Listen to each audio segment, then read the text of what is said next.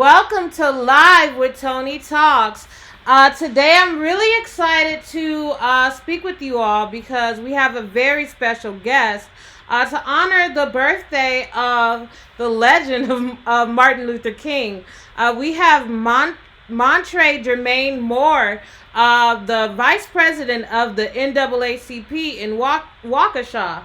Are you on the line, Montre, Mr. Moore? I am on the line. Good evening. How are you? I am excited to speak with you.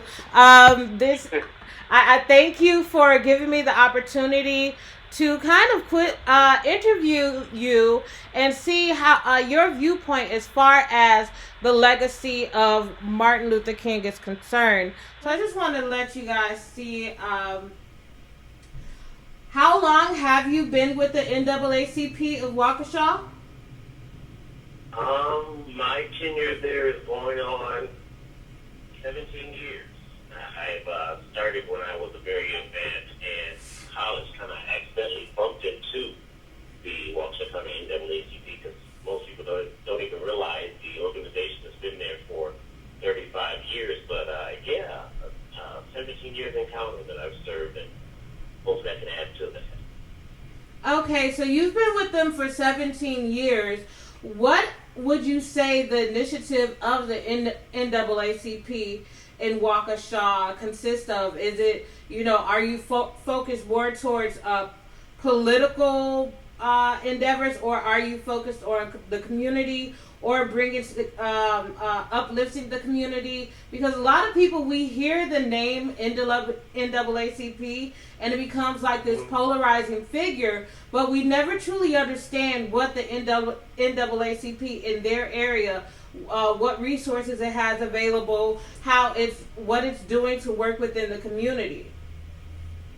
That is so very true, and I think that's one of the reasons that over the years we've seen the NAACP struggle to stay relevant because people are not exactly clear with the messaging and the programming of the association. Even though the organization is 110 years old, it has done some phenomenal things over that time frame. Now, what I can speak to exactly is the history of the Waukesha branch, Okay.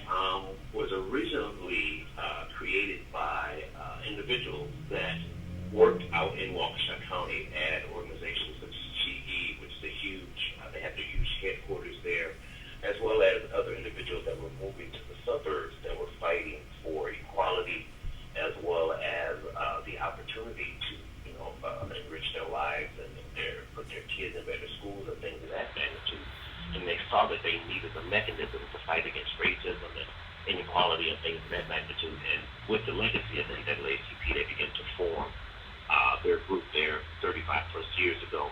And now I can honestly attest have won some pretty significant lawsuits as it relates to some very large companies out in Waukesha and their tenure there. So politically, yes, it's a huge area that they focus on. Economics, health, there's such a barrage of things that the NAACP has done over the years, but more importantly than anything is that we tap into the resource and not necessarily wait for the resource to tap into us. I think sometimes we can kind of lose sight of that. But yeah, I hope that kind of makes sense. Yeah, it definitely makes sense to me because I have utilizes. I say utilizes. I have utilized the resources that were available by the NAACP in my area when I resided in Chicago, and there were a lot of things that the program offered. Well, or different programs that the NAACP offered that a lot of people weren't aware of, and they weren't taking advantage of the things that were made available to them if they went out to find it. So what do you do to try to let your community know that the NAACP in Waukesha is there and they're willing to fight on their behalf if they are confronted with situations that would pertain to what the NAACP does? Gotcha, great question. One thing that we have focused on over the time that I've spent with the organization is making sure we're tapping into youth because, we have to build legacy, not legacy, succession in anything and everything that we do. So we have several youth programs that go into the schools to highlight diversity and inclusion. Also, we're there to population, making sure that we're getting people to the table and having conversations that are helpful and inclusive to everybody involved. We also have a legal redress team that has spent a number of years working with different cases. Say, for example, here in the city of Milwaukee, where the predominantly African Americans live, but unfortunately most of the jobs are in the Waukesha area. So you have individuals driving back and forth and dealing with what we basically know as driving while black, which is a huge issue here in Wisconsin. And so NAACP tries its best with its limited resources to be there for individuals that are dealing with those type of situations, and at least cataloging their information, putting it in our database, and providing them with any resources we can at that time. Okay. So, and that's where you say you recently have won a few landmark cases in regards to different violations when it concerns civil rights or things in that area. Yeah, these cases are actually well over 30 years old. That's actually why I can speak about them now. The branch, for a long period of time, was under a gag order and couldn't talk about some of the cases that actually I worked for. But there were individuals that collectively came together with the founders of the branch in Waukesha. There were three lawyers that sued GE that were able to get some of the resources to actually start the branch. So, yeah, it was a great opportunity to get things off the ground. But unfortunately, those individuals are gone. And once again, we have to consistently tap into our resources to keep them strong, keep them vibrant, to keep them on mainstream, so that therefore when we need them, we have them. Okay. So now, and it kind of falls into what you were saying when you were saying the hello. Yes, let's do it. Oh, I'm I sorry. heard an echo. But when you were talking about the legacy or the continuation of the work of the members of the NAACP, that leads us right into our conversation today with the legacy of Martin Luther King. Um, you made a great point that really stood out to me where on your Facebook. I'm so sorry, I'm a little mixed up right now. But you made a great point on your Facebook where you said that it's easier to honor a dead man than to live by the principles for which he died. And I thought that was profound. Dealing with Martin Luther King legacy, most people associate Martin Luther King with, maybe you hear his name and you say, oh, the civil rights movement, or you hear his name, or you think of the Million Man March. You hear his name and you think of the I Have a Dream speech. I'm wondering, what has happened to where the true legacy of what Martin Luther King stood for and what he was fighting for dissolved into him turning into a catchphrase. In a sense, it's kind of like a headliner instead of this man who did all of these wonderful works that allowed us to live in the society that we do today, even with the different battles that we're still fighting that were present during his time. That is so true, to say the least.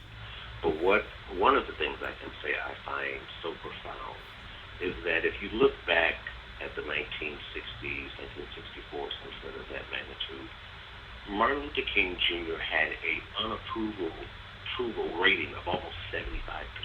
Yes. There was articles in the paper calling him one of the biggest threats to democracy and to America. And so now, fast forward, the man has monuments in our state's capital. Our nation's capital. And so it's far easier to say, yes, he lived this legacy of a life. He spoke of all these wonderful things, and now let's applaud that. Versus, I want my school to be integrated. Versus, I believe everybody should have health care. Versus, I believe everybody should live and have an affordable wage and be able to put their kid in any school and feed their kid. It's so much easier to applaud a dead man's perspective of life versus Yes. saying, yes, it was true, it was right, and now let me do the same.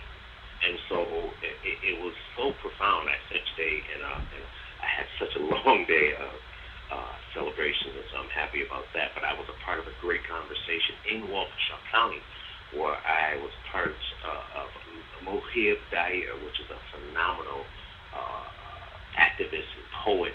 He was actually in Waukesha County today, and he unapologetically. Hold on 1 second, please. One moment.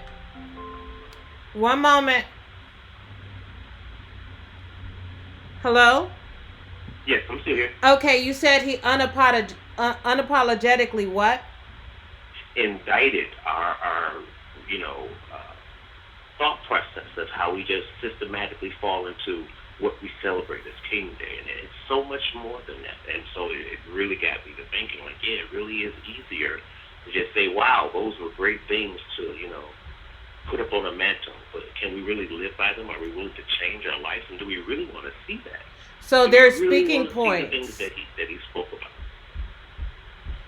So I'm sorry for interrupting you, but we're treating his legacy as a talking point instead of actually a call to action. Absolutely, absolutely. And so it's the simple thing to do. And the funny thing is, when I was listening to Dair today, I thought about Muhammad Ali because Yeah. they did the very same thing to them. Most people don't even realize and think about Muhammad Ali was hated in this country. Yes, he But when was. he died, you noticed the whole country stopped and applauded and like, hold on, what happened to the conviction in which he was hated for and why?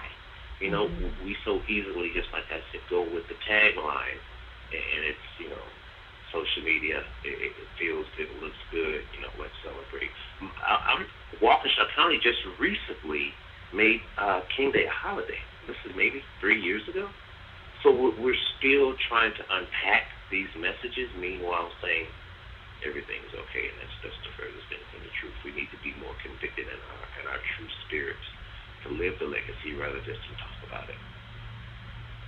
So how do you think we could go about uh, living the legacy in today's time where we're in the middle of what seems like a budding civil war again? That's a tough question. I mean, I myself personally try to live a life of service. Today was not like a holiday for me; it was another day for me, a day to participate and hopefully live the type of life that you would want your kids to be proud of. Yes. Unfortunately, that is something that's pretty dire in our country right now, and so we have to speak truth to power. I mean, that is such a cliche, but it's like seriously now look around. How much longer can we deny the truth on so many levels? And so there's so many things that we ourselves know to do right, but every day don't. And I think it starts there, with simply holding ourselves accountable, saying, I want my space to be better. How can I start there and move it outwardly? So basically you're saying you have to start with yourself before you try to look at other people and what they're doing in the community. I think that is a huge issue with not necessarily only the African American community, but with the American community as a whole, where we feel like if they're not doing it, then why should I do it? Or if you are leading by example and you see everyone else is not leading by example, you become discouraged, and excuse me, what's it? You become discouraged and you don't um, follow through with whatever you were trying to do to benefit others and benefit yourself and the community with the same vigor as you would have if other people were joining in with you to fight for that cause, whatever it is. Let it be building a free clinic in your community, or setting up a housing organization for people. Hello? Oh,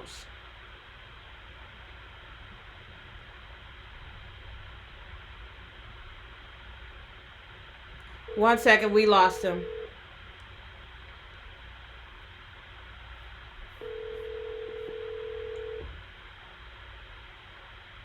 Hello? Hello, I'm so sorry. Did I hang up on you?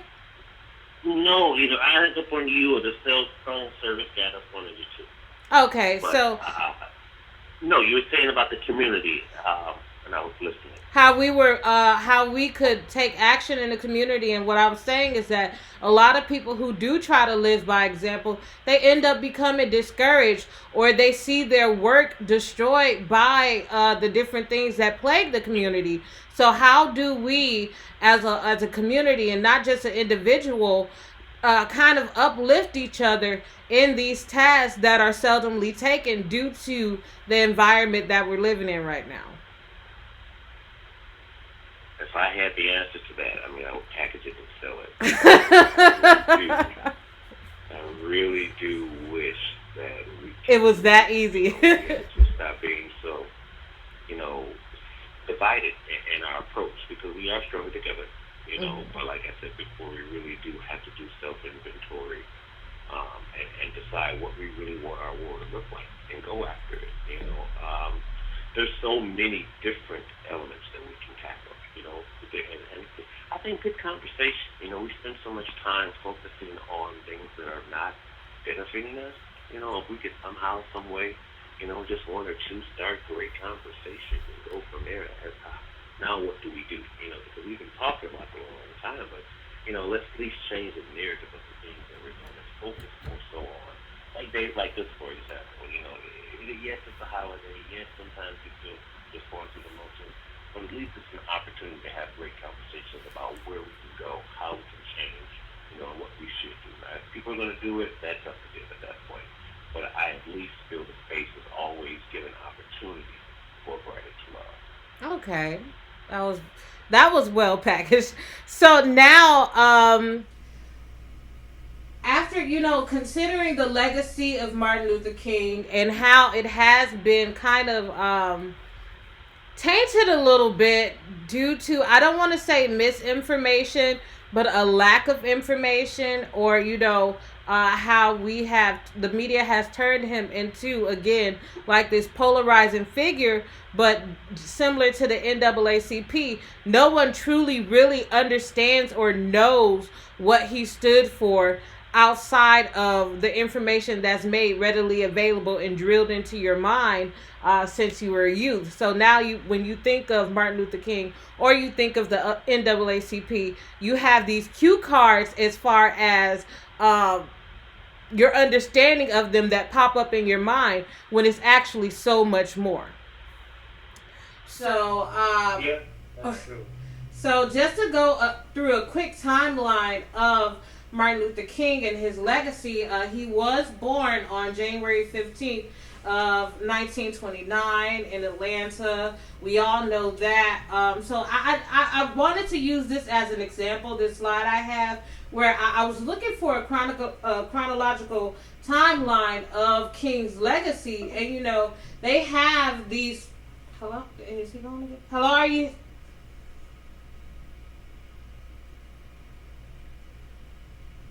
Are you still... This timeline of King's legacy, and it's all basically cut and dry no matter where you go or what it says. It says at 1929 this happened, 1948 this happened, 1957 this happened.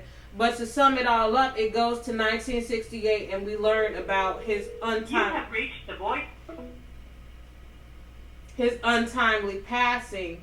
And I think that there is more to it.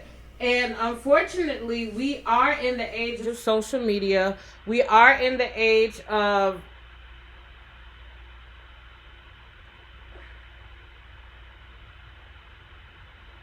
the media, in a sense, where everything has been turned into something that's kind of cliche.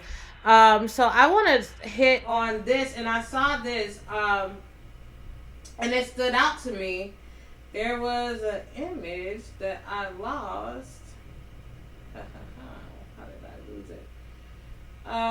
So I'm gonna pull up this image, and it says "Freedom to Twerk Party."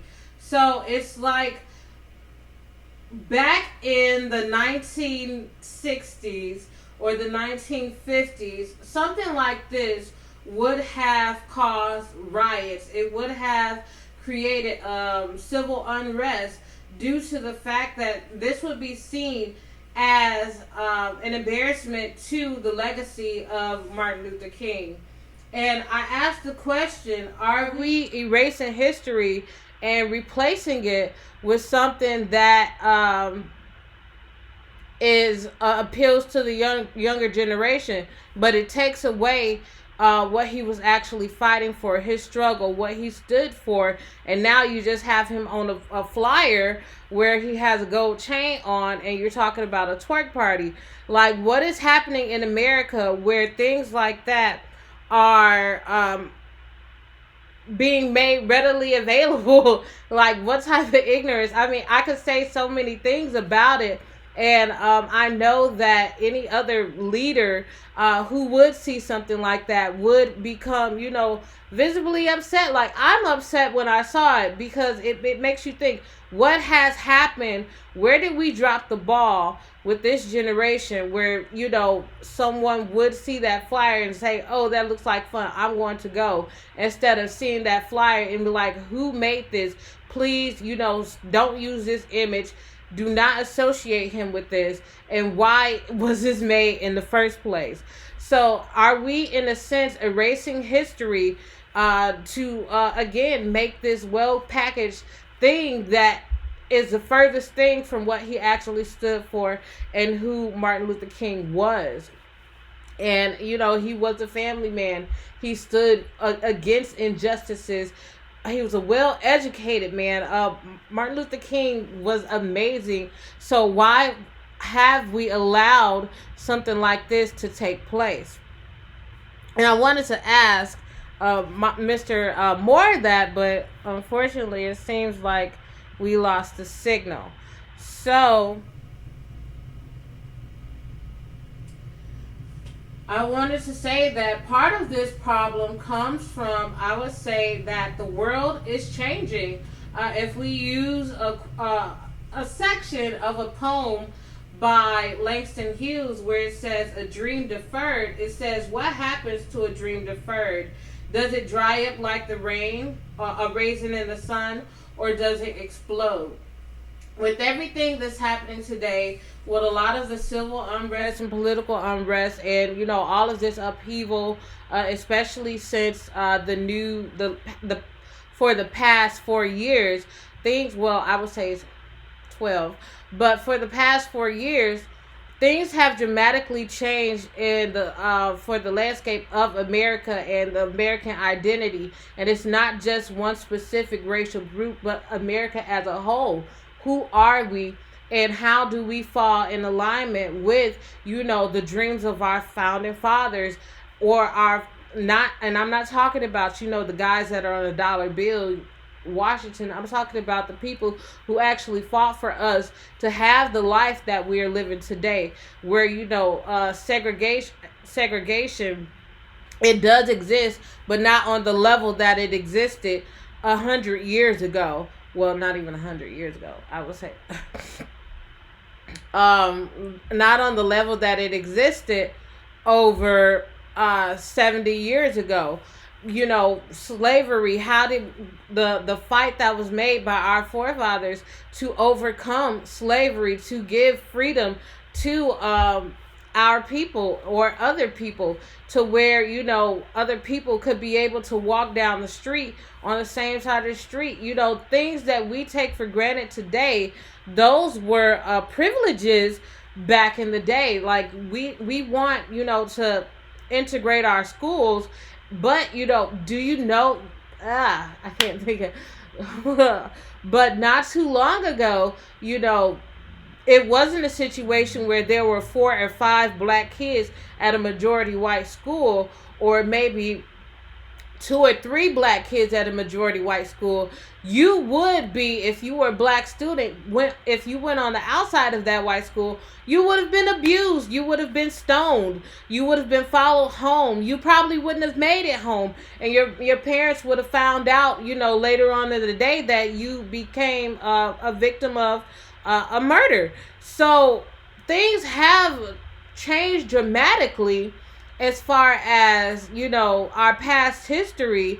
But it would not have changed without people like Martin Luther King, without people like Malcolm X, without people like W.E.D.B. Du Bois, without people like, and we want to go all the way back because they were trying to put Harriet Tubman on the $20 bill, without people like Harriet Tubman, without those people fighting for equality, fighting for rights, we would not have the life that we have become accustomed to, even though we do have these things that we're still trying to strive towards and we're fighting for. There's still inequality and there's still civil unrest. There's still room for improvement, but we have improved a lot. And how do we keep going further? And how do we honor the legacy of the people who came before us without, it turning into something like this, where their legacy is blatantly being disrespected? And I understand it is, the world is changing and this is the age of technology. But with the age of technology, there are, it's perks and there are things that would be of major concern. And one thing that is of major concern to me falls in alignment with the legacy of Martin Luther King being reduced into a talking point. And it may not seem like a lot now, or it may not seem like it's a serious issue now, but it is.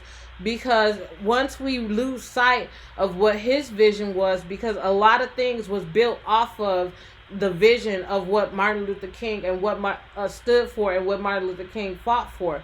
Once we lose sight of that, what other privileges and what other rights would we end up losing as a people, not just African American people? Hold on one second.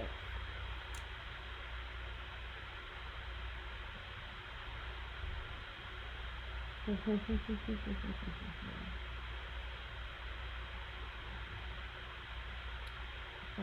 so that didn't go anywhere.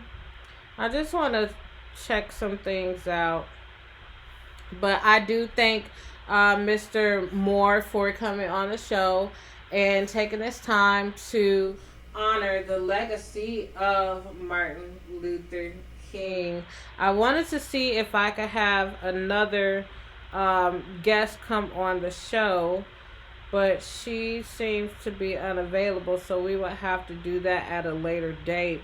So what would you do to honor the legacy of Martin Luther King? And I'm not talking about, like Mr. Moore said, having a festive day or a day filled with activities. What would you do to make a change in your community, to make a change in your behavior that would impact not only yourself but the lives of others or the people around you? How would you become an influence? No, you don't have to put on a dashiki. Like some people, we have everything, an idea of how things should operate. If you're like this person, what we call now is woke. If you're woke, you walk around with your natural hair, because you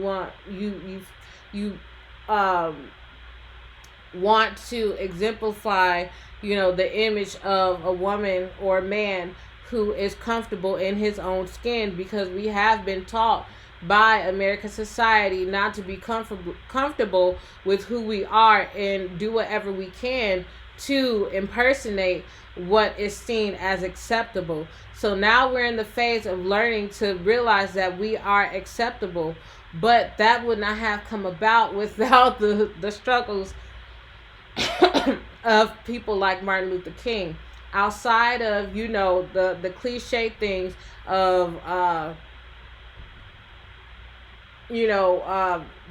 doing things that kind of put you in a sect, what can you do to stand out as a leader in your community or the leader in your life that's honoring the legacy of your grandparents, not just Martin Luther King, but your grandparents?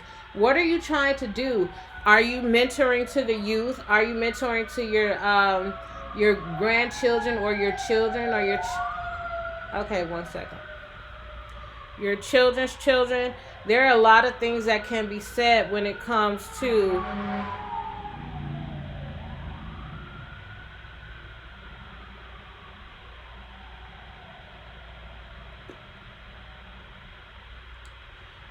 when it comes to putting your best foot forward and honoring what these people stood for and what they ultimately died for.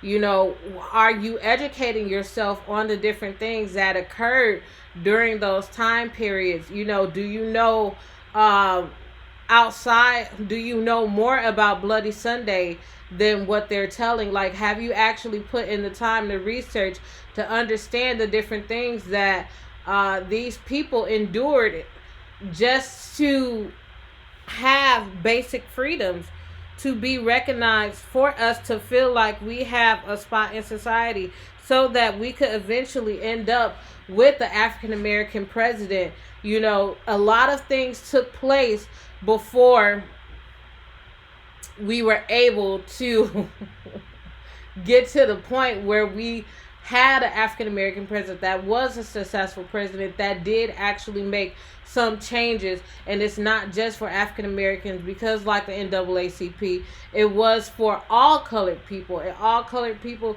there were Jews that were included in the founding of the NAACP, which I didn't know. I learned that today. You know, there were a lot. This is for everybody, because if you keep saying that, oh, I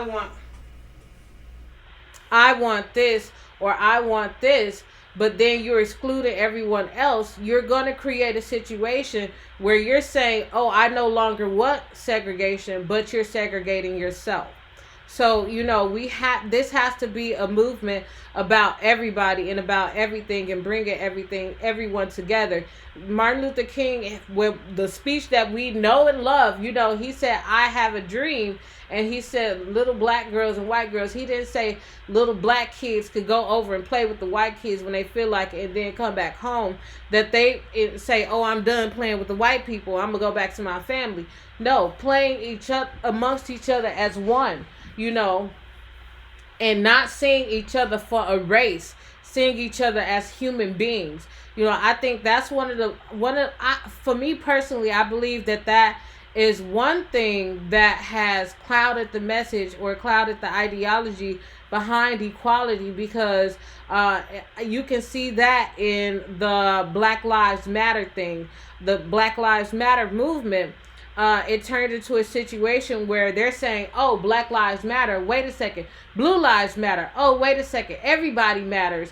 And it's basically was a prime example of how, you know, a movement that, you know, we are saying Black Lives Matter because so many things have happened with police brutality, with a lot of different injustices in the African American community, that we have to come together and say, wait a second, I matter.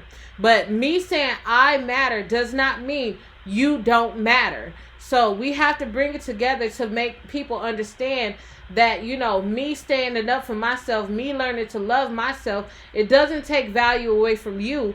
I'm just trying to restore the value that was taken away from me through hundreds of years of slavery, years and years of segregation, and years of the fight for equality. I'm just trying to take my rightful place in society. I'm not trying to take away your rights or your freedom as an individual.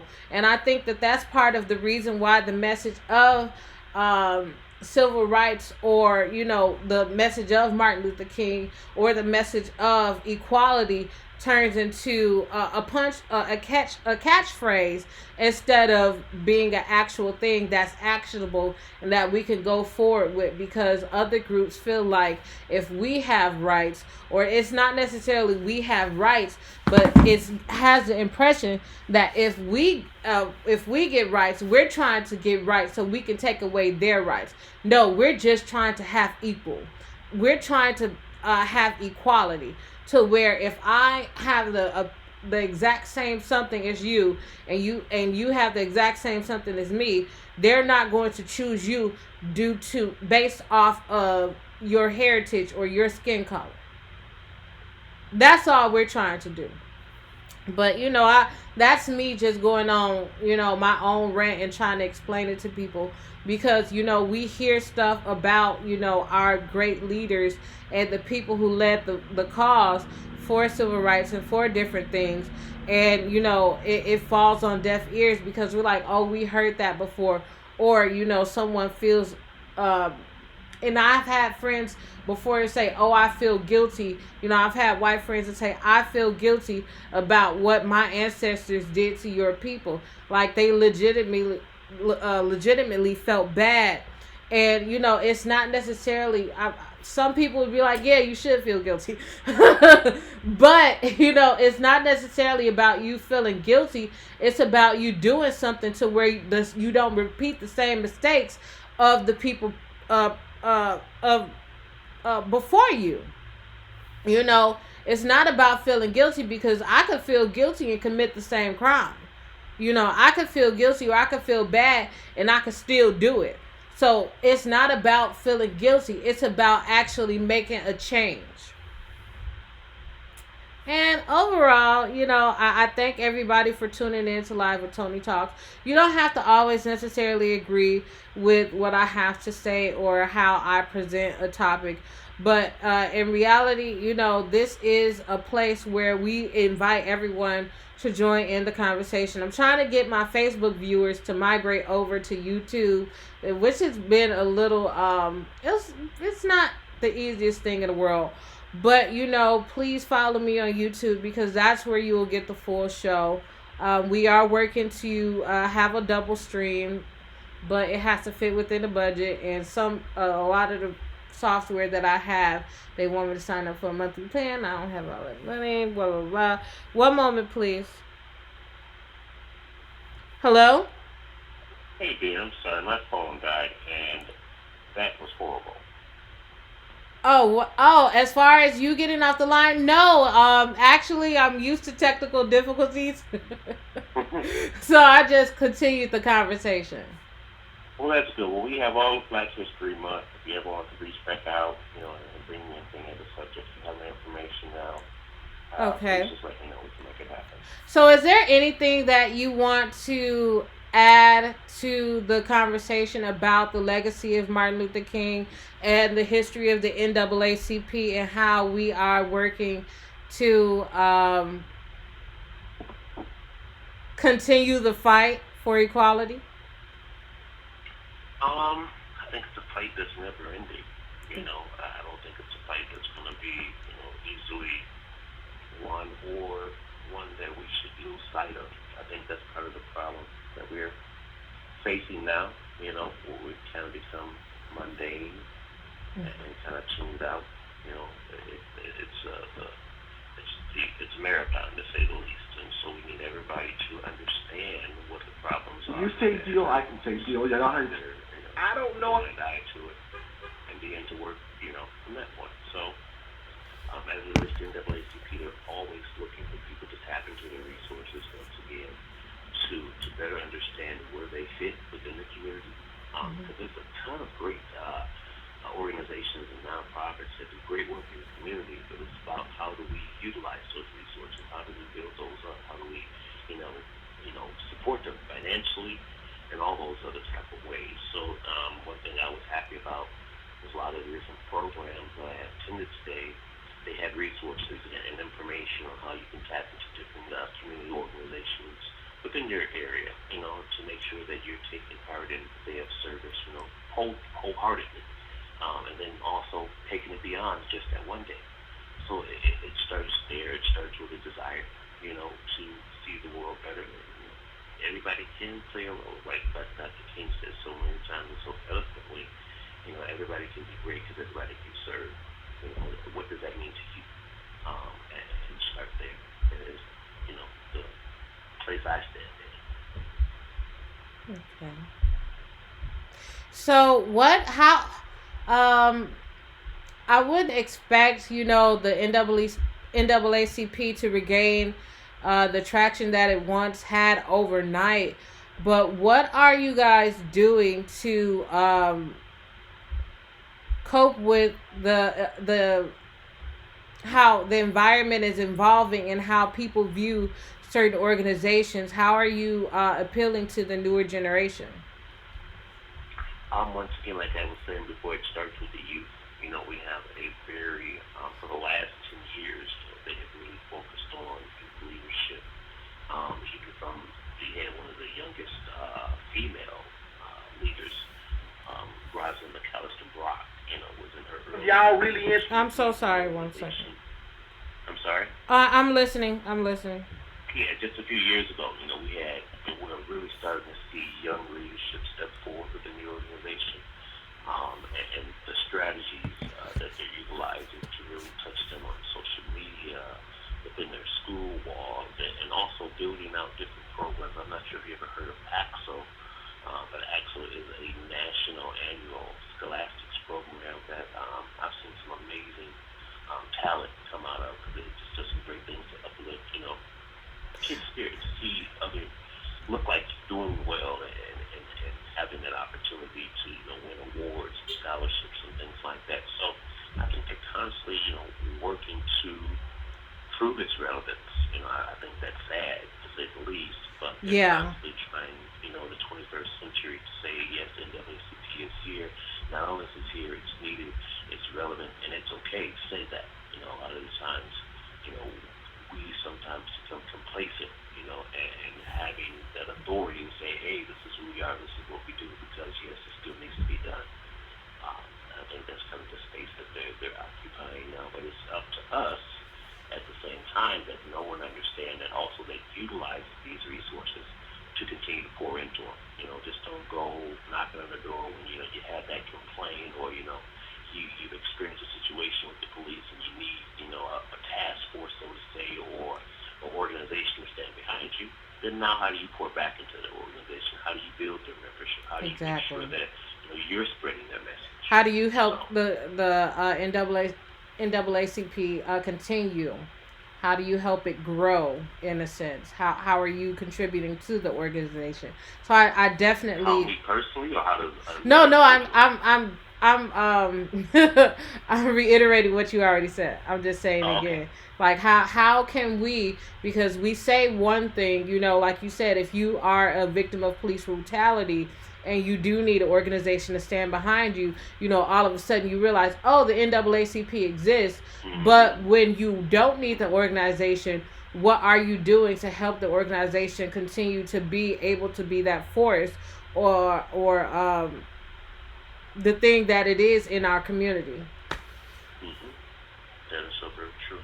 I see a lot of the times where, I could say that the NAACP builds its membership off of like annual events and things of that magnitude. A lot of times people are members solely off going to this event, and that's their fundraising for. I'm sorry, that's their nonprofit activity for the year, so to say. But it's so much more than that because, like I said, there's so many different ways to get involved where Hmm. we just don't for so many different reasons. And some of them are good reasons, some of them are bad. But at the same time, we're still going to be faced with these problems each and every day, and we still have the responsibility to our children to leave this world better than when they brought them into it. So, I personally think it's just a lack of information that's readily available about the organization. I went to when I utilized the resources that were available by the NAACP. It was really only due to the fact that they were in the area and I was just out. And I'm like, wait a second, this is NAACP. Let me go out and see what what it's about, because I've always been a person that asks questions, go out and find out as much as I possibly can. And I realized that, after speaking with a few of the representatives, that they had a few programs that would benefit me. And, I didn't think at that time to give back to the organization that helped me so much. And this was back in right, Chicago a few years ago. But you yeah, don't, you think of your immediate need, and your mind mm-hmm, never turns back to how can I give back? right. That's so true. We are very self-serving, Yeah. and not realizing that it was our, not even some of our parents, but some of our parents, that really laid the foundation, for the organization to even be there, and how dedicated they were. I mean, they were like entrenched in the process, and so we, over the years, just became so watered down from that. And a lot of that is our fault, their fault, and blame is more than to pass around. But how do we, recognize that and get back to really undergirding all of our institutions that have fought for us over the years? We just have to do a better job as a whole of, making sure we highlight our history Yeah. and give that to our children. We have to do a better job of that. Highlight the history and give them a real understanding of what took place, instead of the like you said, the watered down message that we're receiving, where you have a sort of a knowledge of, but not a real understanding. And Right. how they said, if you stand for nothing, you'll fall for anything. And we're at the phase right now to where people are falling for so many different things.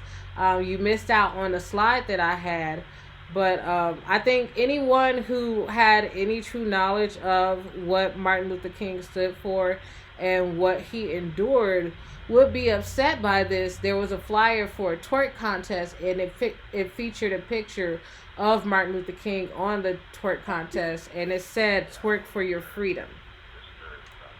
Hold on one second. I'm sorry, I didn't hear you.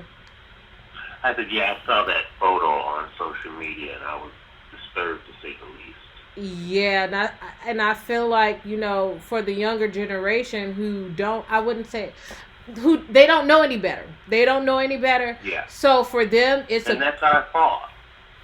That's our fault. We are to blame for that. yeah, We are. yeah, We absolutely are. Yeah. So we can't even be mad at them. We can be disappointed. Well, we're going to put that same disappointment on ourselves. yeah.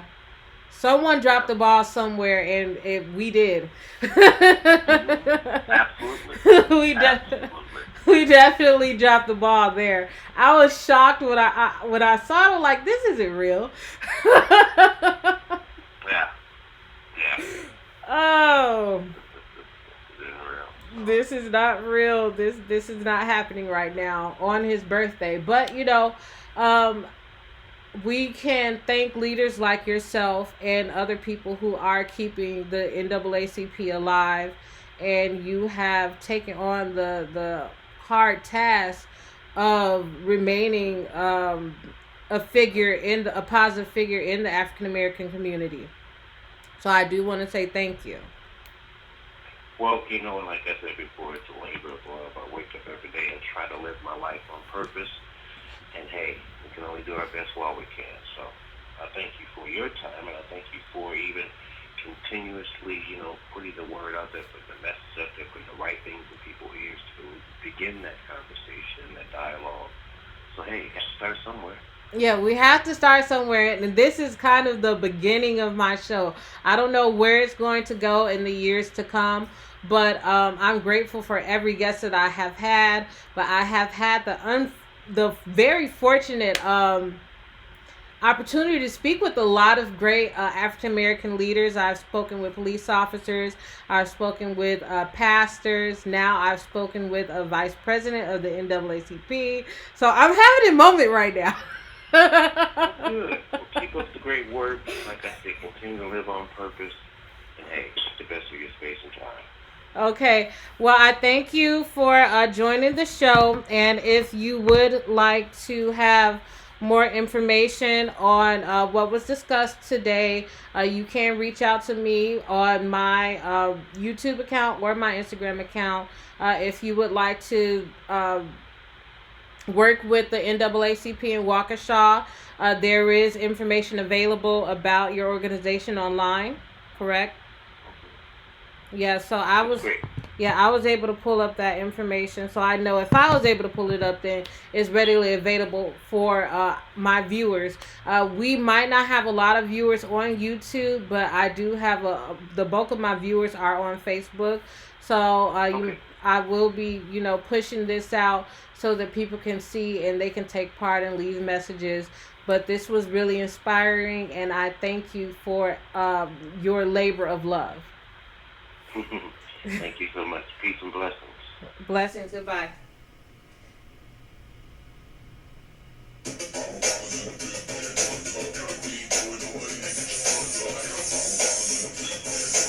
Don't hang up.